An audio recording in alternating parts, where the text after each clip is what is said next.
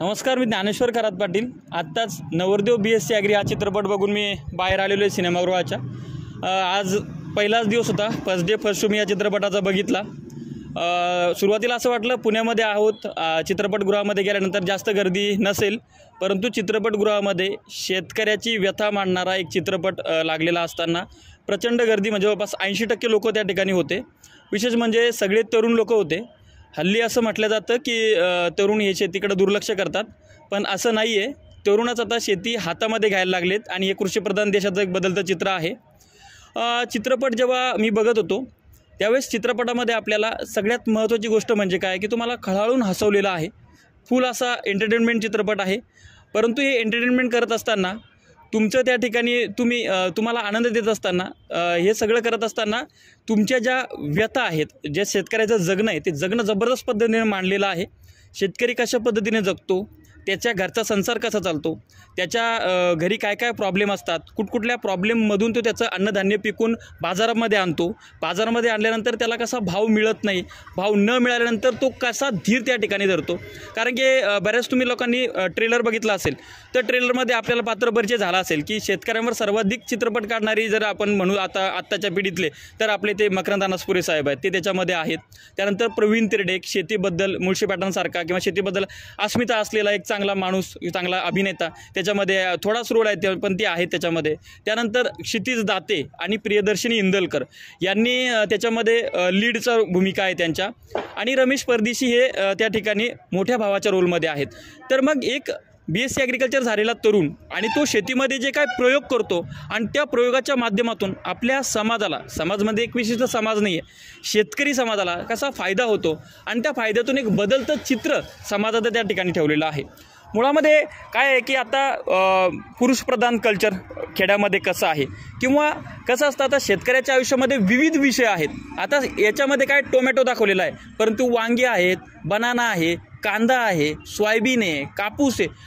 जितके पिकं आहेत तितके उत्पादक शेतकरी आहेत आणि त्या लोकांची जर स्टोरी बनवायची असेल, जसं छत्रपती शिवरायांचे जे काही मावळे होते, तानाजी असेल, कोंडाजी असेल, यांच्यावर सेपरेट मूवी बनत आहेत, तशा पद्धतीचे प्रत्येक पिकावर जर व्हिडिओ करायचा, आपला चित्रपट करायचा म्हटलं तर तो होऊ शकतो। याच्यामध्ये टोमॅटो उत्पादकांची व्यथा दाखवलेली आहे। मला वाटतं टोमॅटो उत्पादक असेल किंवा मग याच्यामधून सोल्युशन आपण काय काढू शकतो, तर ते सोल्युशन त्याच्यामध्ये दाखवलेलं आहे। विशेष म्हणजे आपलं शेतकरी कुटुंब आहे त्याचं जीवनमान, राहणीमान हे त्याच्यामध्ये दाखवलेलं आहे।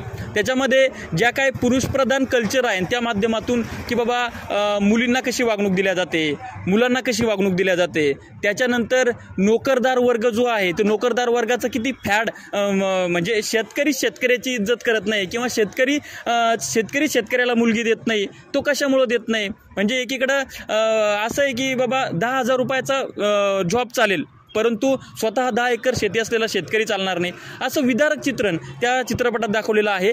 परंतु हा चित्रपट जर तुम्हाला बघणं खूप गरजेचं आहे, कारण की काय आहे की नव्या पिढीनं हा चित्रपट खूप बघायला पाहिजे। कारण की याच्या माध्यमातून आपल्याला काय म्हटलं जातं की बाबा मी एक BSc ॲग्रिकल्चर झालेला, मी सुद्धा एक BSc ॲग्रिकल्चर आहे। आता घरीसुद्धा मलासुद्धा त्याच अडचणी आल्या की बाबा तुम्ही उच्च शिक्षित माणूस, तू जॉब करायचा सोडून तू काय शेती करतोय। परंतु हे आपल्या गावखेड्यातल्या मायबाप शेतकऱ्यांनी लक्षात घेणं गरजेचं आहे की तुमचं शिक्षण जे आहे ते शिक्षण तुमचं शेतीत तुम्ही घेतलेलं आहे आणि त्या पद्धतीने तुम्हाला पुढे जाणं गरजेचं आहे।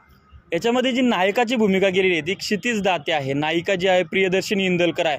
यांचं काम इतकं जबरदस्त काम केलेलं आहे त्यांनी की हुबेहूब चित्रण उभं केलेलं आहे की शेतकरी, मॉडर्न शेतकरी कसा असू शकतो, त्याला शेतकऱ्याची बायको कशा पद्धतीनं साथ देते हे त्याच्यामध्ये सांगितलेलं आहे। त्याच्यानंतर शेतकऱ्यांचे जे प्रॉब्लेम आहेत, आता आपण बघतो सततचा दुष्काळ किंवा मग सतत तुमची गारपीट, तुमचं आलेलं पीक जाणं किंवा पीक कसंही आलं, कारण की तुम्ही ते ट्रेलरमध्ये डायलॉग बघितला आहे का की तुमचं सगळं ठीक आहे, हो तुम्ही सगळं ठीक करसाल, तुम्ही चांगलं उत्पादन घ्याल, परंतु आलेल्या उत्पादनाला भाव मिळेल अशी व्यवस्था आपली नाही आहे।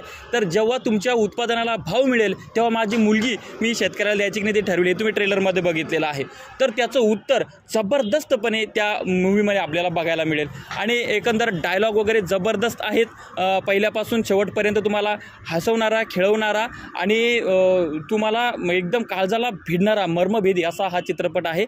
त्याचबरोबर या चित्रपटामध्ये तुम्हाला हसवत खेळवत घेतलेलं आहे, तुम्हाला बिलकुल बोरही केलेलं नाही आहे। अक्षरशः तुम्ही त्या ठिकाणी रडायला सुद्धा येतं तुम्हाला मध्ये मध्ये. त्यानंतर आपली रॉक्सन भाऊची रॅप जी आहे ती रॅप जर तुम्ही बघितली, बळीराजा या जमिनीच्या धरतीच्या काळजात राहतो, तर ती अक्षरशः काळजाला लागणारी आहे. एक नंबर चित्रपट झालेला आहे. प्रत्येक शेतकऱ्याच्या मुलीनं शेतकऱ्याच्या मुलानं बघावा असा चित्रपट आहे.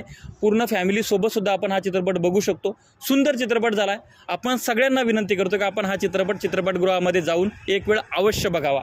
धन्यवाद. आपला ज्ञानेश्वर खरात पाटील.